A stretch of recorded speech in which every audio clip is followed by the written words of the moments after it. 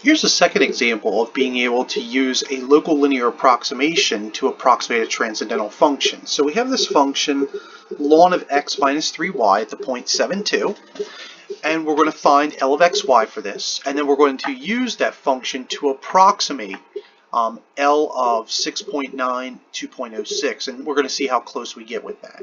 All right, so first things first, let's go ahead and find our z naught. And remember, z naught is just found by substituting the original function. So we're really just finding f at 7, 2.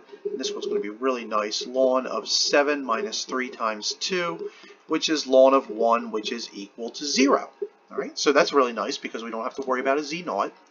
We're going to find our derivative, fx. And the derivative is really easy. It's 1 over x minus 3y times the derivative of the interior with respect to x, which is just 1. We're going to substitute 7, 2 back in. And when we do that, we're going to get a really nice number because remember when we evaluated 7 minus 3 times 2, that just ended up with 1. So fx is going to be 1 over 1, or I'm sorry, 7 minus 3 times 2 times 1, just by substituting, and that's just going to give us a 1. Fy is a little bit more difficult, but not much at all. Derivative, 1 over x minus 3y. When we multiply that by the derivative with respect to y, that's going to give us a negative 3. And we're going to evaluate that at the point 7, 2.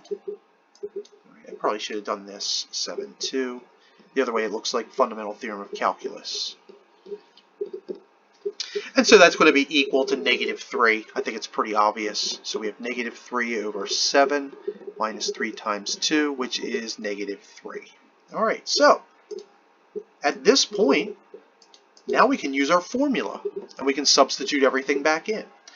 So remember, our formula for z is f at x naught, y naught, plus the derivative at x naught, y naught, times x minus x naught, plus the derivative, this time with respect to y, x naught, y naught,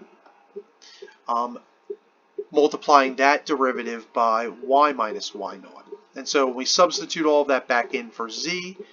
Remember, f of xy is 0, fx was 1, and we have x minus the point that we were given, which was 7.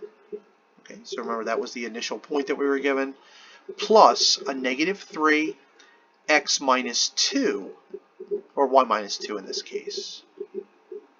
All right, and we can see how really nicely this is going to work out too. So the equation of the tangent plane is going to be x minus 3y minus 1. All right, and to get the minus 1, negative 7 plus 6. Right? Now, this is also what L of xy is equal to. All right, so remember, once you have the equation of the tangent plane, that is your local linear approximation, or in this case, the tangent plane approximation. All right, so that's for part A, nice and easy. All right. For part B, now what we're going to do is we're going to approximate the function at the value 6.9, 2.06. All right, now remember, the original function was ln of x, which in this case is 6.9, minus 3 times 2.06. All right, so remember it was going to be ln of 3y, so that's 3 times 2.06. All right, now I'm going to stick that into my calculator, and I'm going to figure out what that equates to. So we have a natural log of 6.9 minus 3 times 2.06. All right, and I get negative 0.3285. I guess negative 3.8504, just to go out a few more decimal places. So how close are we? Well, L of xy, that's going to be L of 6.9, 2.06, is going to be equal to 6.9 minus 3 times 2.06 minus 1. And this is one that if we really wanted to, we could just very easily do this. However, we're going to be lazy. We're just going to shove it in the calculator. And I end up with negative 0.28. All right, so again, not a bad estimate. All right, as we start getting closer to 7.2, notice that we're a whole tenth off with 6.9, and we're roughly 6/100ths off. All right, so we've moved a little bit away from the actual tangent plane, or we actually moved away from the actual function a little bit from the tangent plane. But if I wanted to make a comment, all right, we could certainly find the percent error if we wanted to, but if we rounded it off, we could say it's at least accurate to the tenths place once again.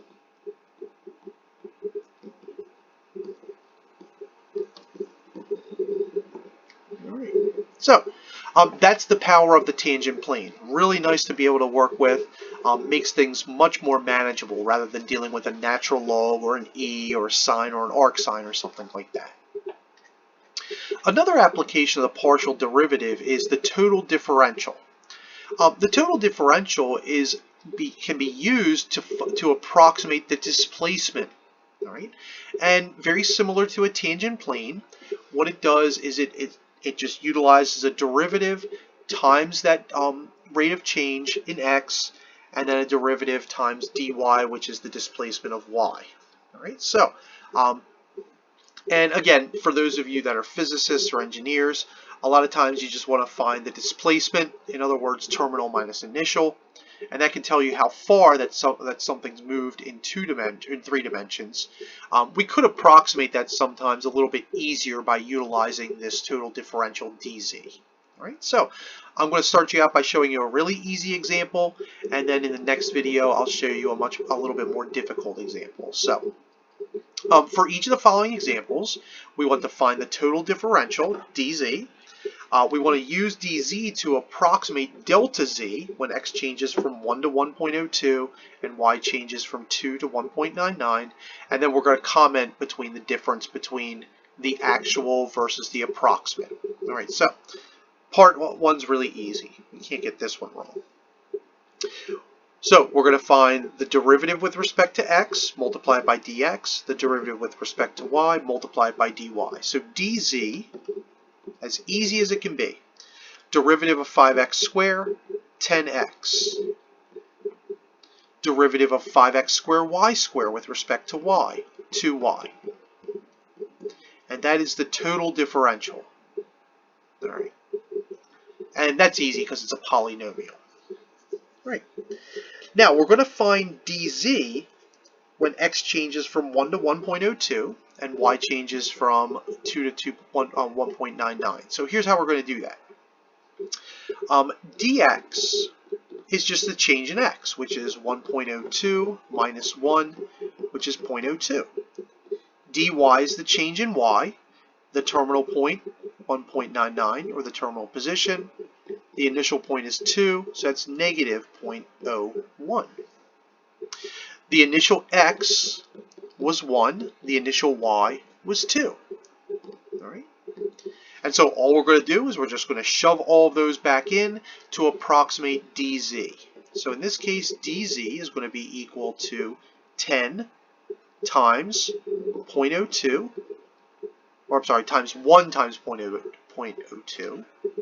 So just to make sure we substitute in the correct order. So 1 times 0.02. And then for dy, that's going to be 2 times y, which is 2, times negative 0.01. All right. And for this, really, really easy for dz. All right.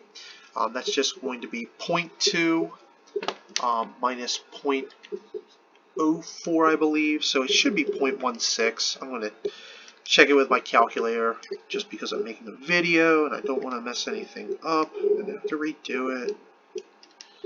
All right, I got 0.16. All right. And what does 0.16 represent? Well, that represents the approximate change of the function. All right. So this is an estimate of the true delta z. So the question is, what is the actual delta z?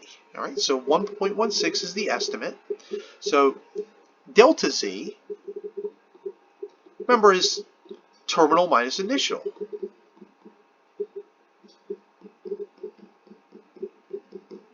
Or in other words, that's going to be, remember the original function was 5x squared plus y squared.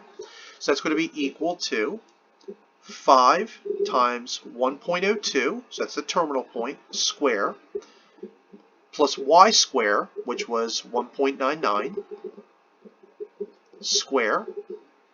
All right, so that's 5x squared y squared of the terminal, minus 5 times the initial point, which was 1, plus the initial y squared. All right, and I'm going to throw that into my calculator once again, and let's see how close we get with this.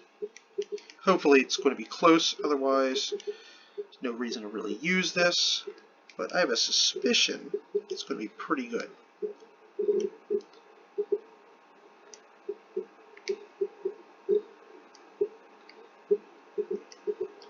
And I got 0.1621.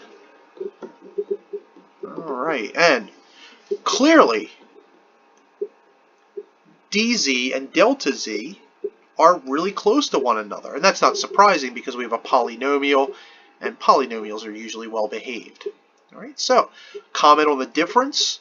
Not much of a comment except that they are accurate to the hundredths place at best, at worst. Okay, so for part C, I think it's part III, just to be technical.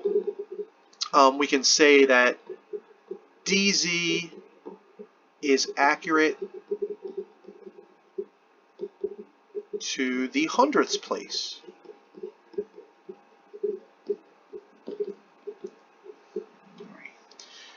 So it's a pretty good indicator, or a pretty good predictor of what delta z is going to be. Not surprisingly, because if you look at the values, we have 1.02 and 1.99. They're only 0.02 and negative 0.01 away from the original point. So there should not be much error whatsoever. Right. So in the next video, we're going to take a look at one more example of approximating dz and delta z, dz to approximate delta z.